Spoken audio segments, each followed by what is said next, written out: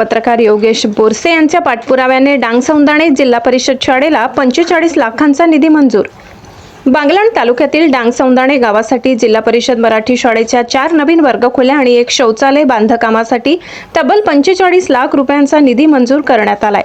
हा निधी नाशिक जिल्हा नियोजन समितीच्या माध्यमातून मंजूर झाला असून ज्येष्ठ पत्रकार योगेश दिगंबर बोरसे यांच्या सातत्यपूर्ण पाठपुराव्याला अखेर मोठे यश मिळाले आहे। बायपास रस्त्यालगत झालेल्या बांधकामामुळे शाळेच्या इमारतीला मोठे तडे गेले होते। तसेच मशीनद्वारे खोदकाम केल्यामुळे शाळेचे शौचालयही कोसळले होते।